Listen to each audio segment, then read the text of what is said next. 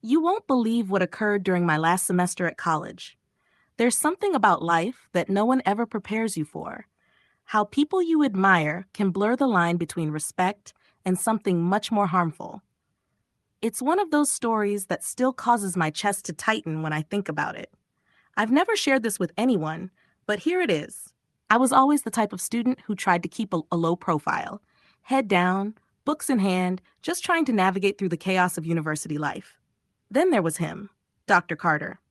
He wasn't like the other professors. Dr. Carter had a charm about him. He made you want to listen even when the subject matter was excruciatingly dull. Everyone liked him. He was intelligent, witty, and compassionate. But what I didn't realize at the time was just how dangerous charm could be when it's misused. It all began so innocently. I had trouble with one of his assignments, and when I asked for help after class, he suggested I come to his office. Nothing unusual about that, right? Professors assist students all the time, yet there was something in the way he said it, the slight smile, the lingering eye contact, that felt different. At the time, I shrugged it off, thinking I was just overthinking. When I arrived at his office the next day, the atmosphere felt off. The door was slightly ajar, but the way he closed it after I walked in, quietly, firmly, made my stomach twist. His office smelled of his cologne, that kind of scent you find yourself liking a little too much. I told myself to focus on the assignment, but when he leaned in to explain something, I couldn't help but notice my heart racing. "Don't be nervous," he said, flashing that disarming smile. "I'm here to help."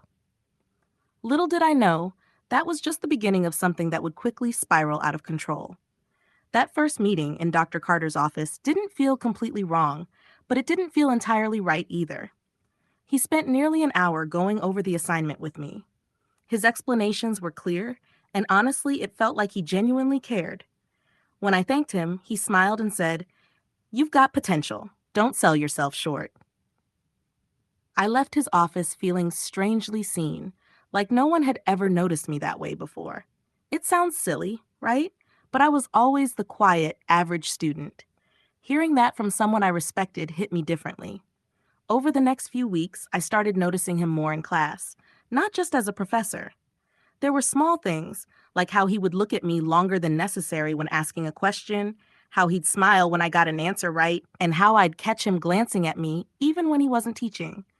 I'd pretend not to notice, but deep down I was aware of every single moment. Then one day, he called me into his office again. This time, it wasn't about an assignment. "I wanted to check on you," he said. "You've seemed distracted in class lately. Everything okay?" I hesitated, unsure of how to answer. "I'm fine," I managed, though my voice betrayed me. He tilted his head, studying me with those intense eyes. "If you ever need someone to talk to, I'm here." Those words stayed with me for days. At first, I told myself he was just being a concerned teacher, but then came the email. It wasn't like the usual formal ones professors send. It was brief, casual. "Hope you're doing okay. Don't forget, I'm here if you need anything." The tone felt personal. I didn't respond at first. What was I supposed to say? But then I began to wonder, maybe it wouldn't hurt to reply, just to be polite. So I thanked him for his concern. That opened the floodgates. We started emailing back and forth, mostly about class, but sometimes about other things: books, life, random jokes. It seemed harmless, but there was an underlying tension I couldn't ignore. Then came the next meeting. He asked me to stop by his office after class to discuss a project I was working on. This time, the door was closed from the start, and the atmosphere felt charged. "Have a seat," he said, gesturing to the chair across from his desk. His tone was warm, his smile effortless, but the way he leaned back in his chair with his arms crossed made my pulse quicken. We discussed the project for a while, but then the conversation shifted. "You're different," he said suddenly. "Different how?" I asked. "In a good way," he responded. His eyes locked onto mine. "You're smart, driven, and you don't even realize how amazing you are." I nervously laughed, unsure how to respond. "Thanks, I guess." He leaned forward, resting his elbows on the desk. "I mean it," he said. "You're special." The words hung in the air, heavy and unspoken. My cheeks flushed, and I could feel my heart pounding in my chest. This wasn't normal. This wasn't how professors spoke to their students. But before, I could handle it. He got up and moved around the desk, leaning against it, just a few feet away from where I was sitting. "You don't need to be so anxious around me," he said quietly, and that's when I understood how risky this situation was becoming. That moment in his office lingered in my mind long after I had left. Dr. Carter's words kept repeating in my thoughts, over and over. "You're special." It wasn't just the words themselves, it was the way he said them, as though I was the only person in the world who mattered at that instant. I told myself I was reading too much into it. He was simply being kind, right? But deep down, I knew it wasn't that simple. There was a boundary, an invisible one, that he was slowly edging toward, and I was terrified of what might happen if he crossed it. For the next week, I tried to avoid him as much as possible. In class, I sat at the back and avoided making eye contact. I refrained from checking my email, afraid of seeing another message from him. But the more I distanced myself, the more I felt a strange pull toward him. Then one day, after class, he caught me off guard. "Hey, can I speak with you for a minute?" he asked, blocking my path as I tried to leave. I froze, uncertain of how to respond. Sure." We stepped into the hallway, and he leaned in closer than necessary. "Is everything all right? You've seemed distant lately." I forced a smile. "Just busy, I guess." His eyes searched mine, and for a moment I thought he might say something more, but instead, he nodded. "Well, remember, I'm here if you need anything." The way he said it sent a chill down my spine. It wasn't just a polite offer, it felt like an invitation. Later that week, I received another email from him. This one wasn't about class. "I'm worried about you. Can we talk tomorrow at 4 in my office?" I stared at the screen, my heart racing. Part of me wanted to ignore it, but another part, one I wasn't proud of, wanted to go. Maybe it was curiosity, maybe something else. Either way, I found myself standing outside his office the next day, my palms sweaty as I knocked on the door. "Come in," he called, his voice warm and familiar. When I stepped inside, he smiled, but there was something different about it this time, something deeper. "Close the door," he said. I hesitated, then did as he asked. We talked about inconsequential things for a while, small talk that didn't matter. Then, out of nowhere, he asked, "You don't trust me, do you?" I blinked, taken aback. "What? Of course I do." He leaned back in his chair, studying me. "Then why have you been avoiding me?"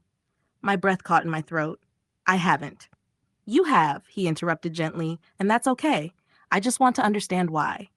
His tone was so soft, so understanding, that it made me feel guilty, like I was the one doing something wrong.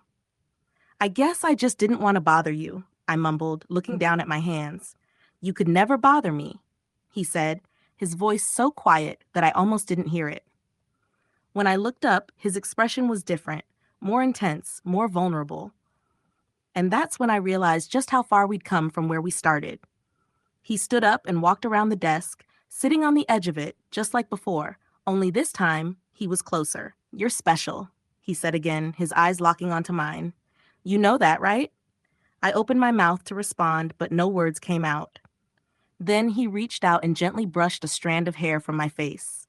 My heart stopped. The moment his hand touched my face, it felt like the world shifted, like time slowed, and the air seemed charged with something unspoken. I wanted to say something, anything, but my voice betrayed me. "I hope that didn't make you uncomfortable," he said, his hand falling to his side. His tone was calm, almost reassuring, but the look in his eyes told a different story. I swallowed hard. I don't know." He smiled softly, almost sadly. "It's okay to feel uncertain sometimes.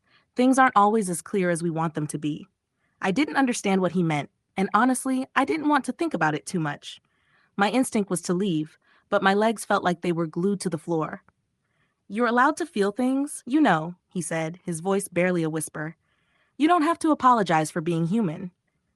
I shook my head, trying to clear the fog in my mind. "I should go," I mumbled, standing up so quickly that I almost knocked over the chair. He didn't stop me, but as I reached for the door, he said something that made me freeze. "You're not alone in this." I turned to look at him, my hand still on the doorknob. He gave me that same intense look, the one that made me feel like he could see straight through me. Feeling conflicted, I didn't respond. I couldn't believe it. I simply opened the door and walked out, my heart racing so violently it felt as if it might burst out of my chest. For the next several days, I found it impossible to concentrate on anything. Every time I tried to study or hang out with friends, my thoughts would inevitably return to that moment. The way he stared at me, the lingering weight of his words in the air. It felt as though I was trapped in a never-ending loop, replaying the scene over and over again.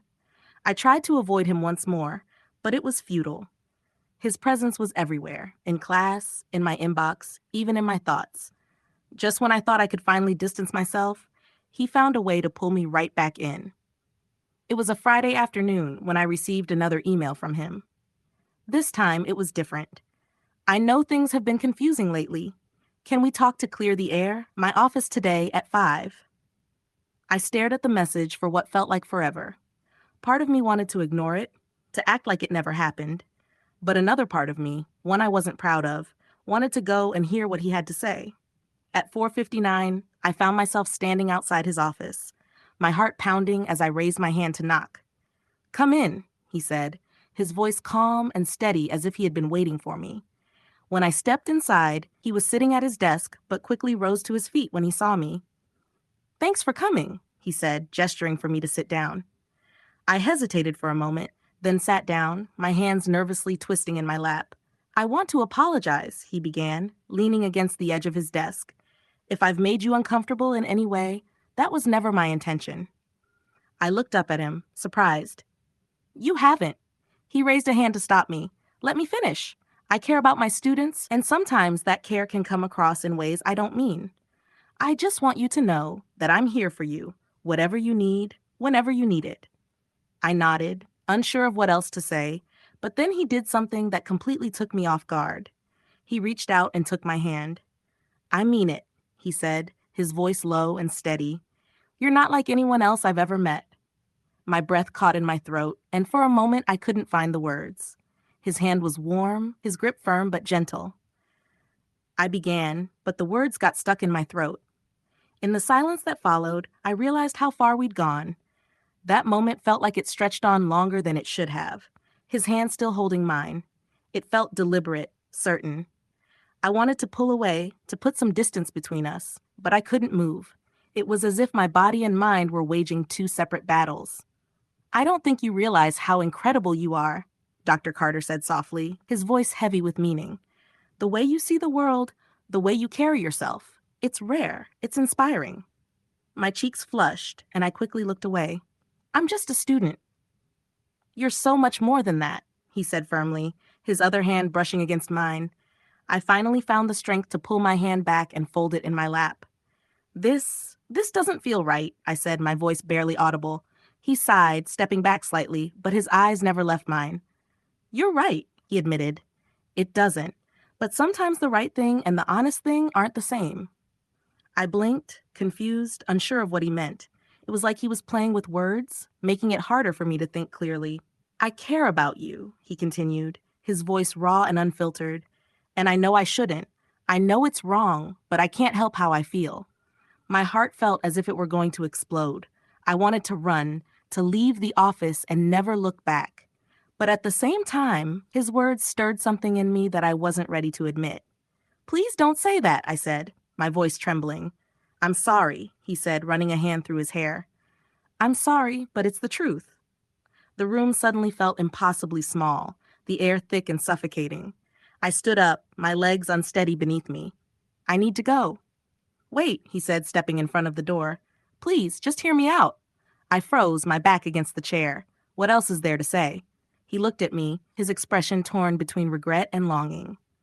"I'll never cross that line," he said. "I assure you, but I also can't ignore that these feelings are real." I shook my head, my eyes filling with tears.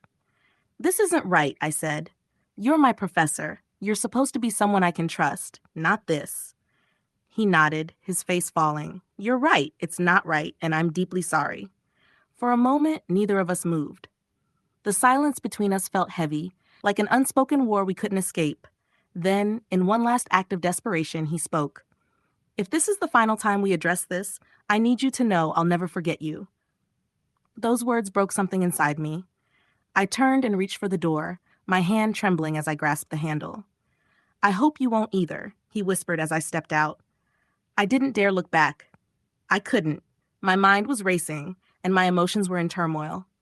That night, I stayed awake for hours, staring at the ceiling. I knew I had to choose, face what had happened, or bury it and move on. But the real dilemma was whether moving on was even an option after everything.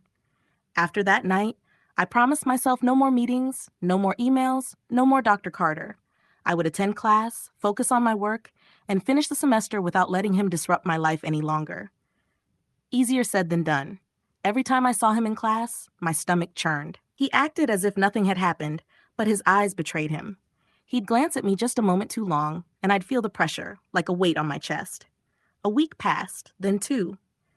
I thought I'd created enough distance, but then I received another email. "I need to see you, please, just one last time." I deleted it without responding, but the next day he stopped me after class. "Can we talk, just for a moment?" he asked, his voice low and cautious. "No," I replied firmly, avoiding his gaze. He looked genuinely hurt, but didn't press further. "Okay," he said quietly. "I understand." I thought that would be the end of it, but then something happened that I wasn't prepared for. He called me out in front of the entire class. "Can you stay after for a moment?" he asked, as casually as if he were talking to anyone else. I wanted to refuse, but I knew it would draw unwanted attention, so I stayed. My heart pounded as the other students filed out. Once we were alone, he closed the door and turned to face me.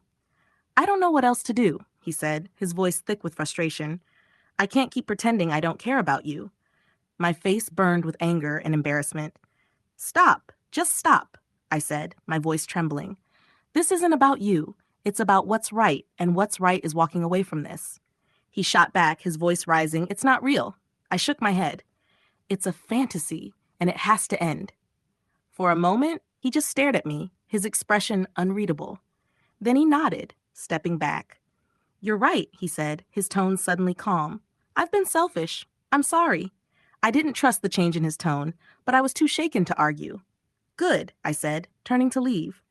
But as I reached the door, he said something that stopped me in my tracks. "I'm resigning at the end of the semester." I turned to face him, my eyes wide with shock.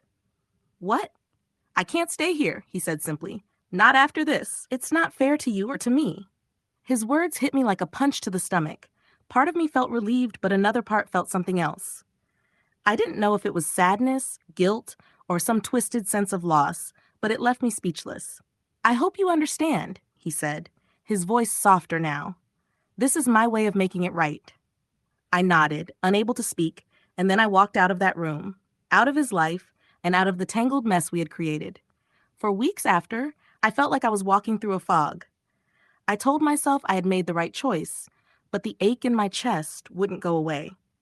It wasn't until months later, when I graduated and began a new chapter in my life, that I finally began to feel free. Dr. Carter kept his promise and disappeared after that semester. I never heard from him again, and though I'll never forget what happened, I've learned to forgive myself for the confusion, the temptation, and the pain. Some stories don't have neat endings, and this is one of them.